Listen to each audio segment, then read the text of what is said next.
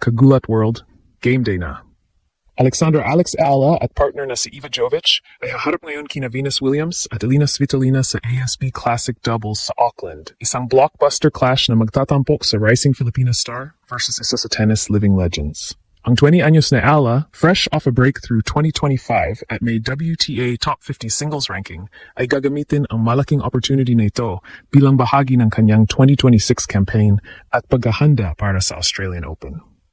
Samantala si Venus, 7-time Grand Slam singles champ at 14-time doubles Grand Slam title holder, ay nagbabalik sa tour at nagset ng mataas na bar sa opening round na ito, kasama ang top seed na si Svitolina. Sino ang mag-aakala na ang isang batang nangangarap lang noon sa mga court ng Maynila ay tatayo na ngayon sa harap ng isa sa mga pinakamalaking pangalan sa kasaysayan ng puting tabing at raketang bakal? Hindi lang ito simpleng laro ng tennis, kundi isang pagbabangga ng dalawang magkaibang mundo sa ASB Classic Doubles, kung saan ang ating pambato na si Alexandra Alex Ala ay haharap sa wala ng iba kundi ang 7 beses na Grand Slam singles champion na si Venus Williams.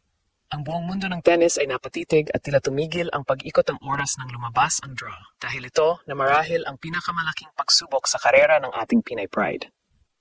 Hindi lang ito tungkol sa puntos o sa pag-abante sa susunod na round, kundi ito ay isang pagpapatunay kung handa na nga ba ang Pilipinas na sumabay sa mga alamat ng sport na ito.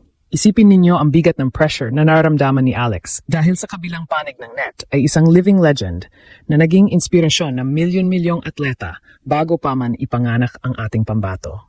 Ang laban na ito ay hindi lang basta palitan ng serve at volley dahil ang nakataya rito ay ang respeto ng buong mundo sa talento ng mga Pilipino. Marami ang nagtatanong kung kaya nga ba ng isang batang tulad ni Ala na tapatan ng karanasan at bagsik ni Venus Williams, lalo na sa gitna ng matinding tensyon ng isang international tournament. Ito na ang sandali na matagal na nating hinihintay kung saan ang ating Grand Slam goals at ang pangarap nating makita ang bandila ng Pilipinas sa pinakamataas na entablado ng WTA ay dadaan sa butas ng karayom.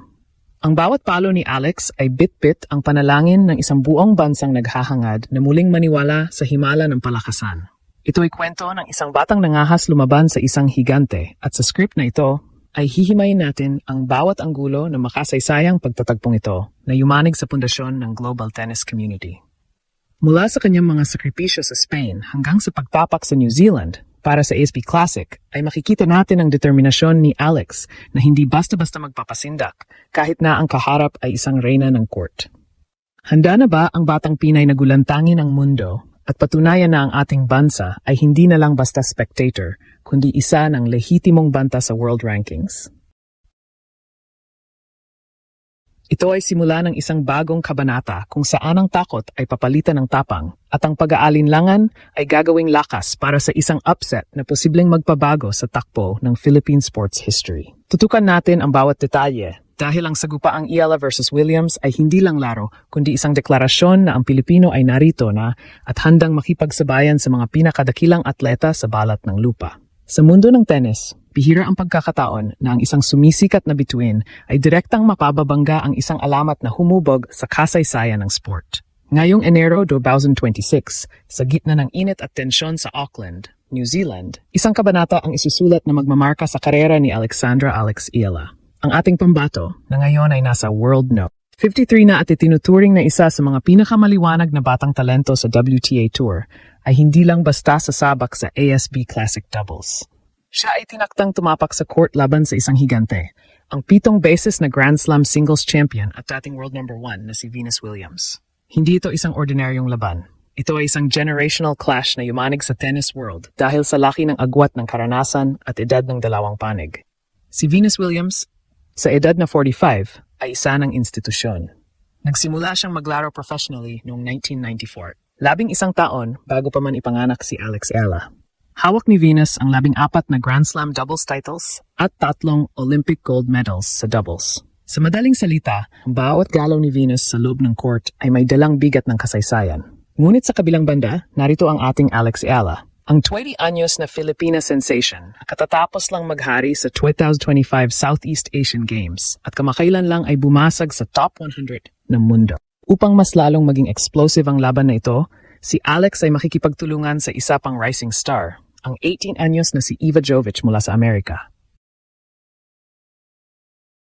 Ang kanilang tandem ay simbolo ng bagong henerasyon, mga batang gutom sa tagumpay at walang takot na bumangga sa mga pader ng tennis. Habang si Venus naman ay kumuha ng isang powerhouse partner sa persona ni Elina Svitolina, ang dating World No. 3 mula sa Ukraine. Ang pagtatagpong ito sa round of 16 ng ASB Classic ay tila isang maagang finals para sa mga tagahanga. Para kay Alex, ito ang pinakamalaking entablado upang ipakita na ang kanyang pag-akyat sa ranking ay hindi tsamba. Ang laban na ito ay hindi lamang pagsubok sa lakas ng palo o bilis ng paa. Ito ay labanan ng mentalidad. Paano mo haharapin ang isang player na dati mo lang pinapanood sa telebisyon at ginagawang poster sa iyong silid? Para sa Pilipinas, ito ang moment ni Alex na patunayan na ang Pinoy Pride ay hindi lang basta slogan, kundi isang lehitimong puwersa sa WTA. Marami ang nagtatanong, kaya ba ng kabataan at determinasyon ni Ayala at Jovic natapatan ang old-school magic at tactical brilliance ni Williams at Svitolina? Ito ang tanong na bumabalot sa bawat sulok ng ASB Tennis Center habang naghahanda ang ating pambato para sa laban ng kanyang buhay.